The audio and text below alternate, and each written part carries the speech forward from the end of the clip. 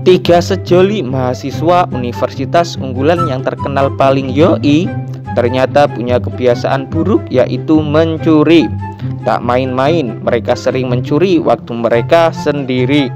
Sebut saja Setio yang suka terlambat masuk kelas dengan alasan sana sini. Lain juga Nono yang punya hobi main HP saat dosen sedang materi. Yang terakhir Anto, jarang masuk kuliah tapi rajin titip absen untuk pribadi. Anto pun semakin menjadi karena kelakuannya tidak diketahui. Namun kebiasaan Anto titip absen tidak bisa diampuni karena melibatkan teman dalam melakukan aksi. Setelah bertahun-tahun kuliah dan menuntut ilmu, tiga sejoli akhirnya lulus dan melepaskan predikat mahasiswa abadi. Kemudian mereka fokus pada karir mereka sendiri-sendiri. Anto yang dikenal rajin titip absen berkali-kali akhirnya memutuskan untuk terjun ke dunia politik untuk menjadi politisi. Kinerja Anto yang apik dan dianggap mumpuni membuatnya semakin melejit dan dikenal seantero galaksi hingga mampu terpilih menjadi DPR RI. Track recordnya tak bisa diragukan lagi.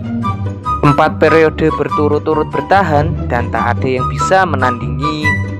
Puncaknya Anto ditunjuk sebagai ketua DPR RI. Seketika reputasinya hilang ketika tersandung kasus korupsi dan berkali-kali mangkir untuk dijadikan saksi.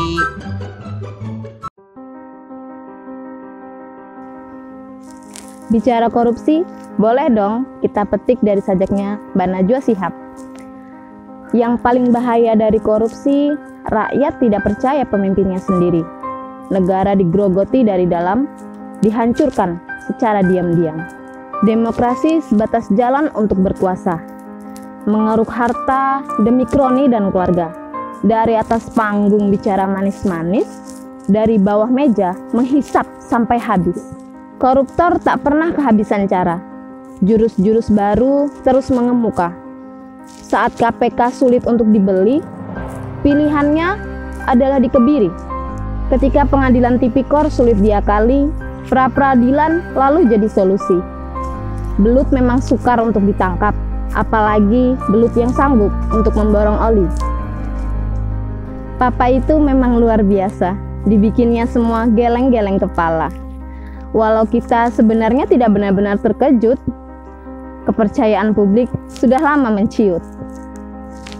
Teriaklah jika hanya itu yang bisa dilakukan, sembari terus merapatkan barisan. Semoga kita diberkahi napas yang panjang, hingga kemenangan benar-benar menjelang. Dari kisah Setio, Nono, dan Anto, kita dapat mengambil hikmah bahwa korupsi tidak dimulai ketika politisi menjadi petinggi. Namun, mental sejak dinilah yang akan membuat mereka menjadi korupsi. Korupsi merupakan sebuah tindakan yang sangat merugikan negara. Korupsi mengakibatkan melambatnya pertumbuhan ekonomi, menurunnya investasi, juga merupakan sebab melonjaknya angka kemiskinan serta meningkatnya ketimpangan pendapatan. Korupsi juga dapat menurunkan tingkat kebahagiaan sebuah masyarakat di suatu negara.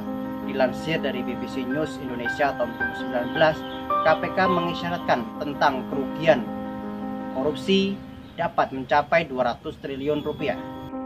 Beberapa sumbu korupsi generasi masa kini seperti titip absen rupanya telah menjadi kebiasaan yang sudah mengakar di kalangan mahasiswa.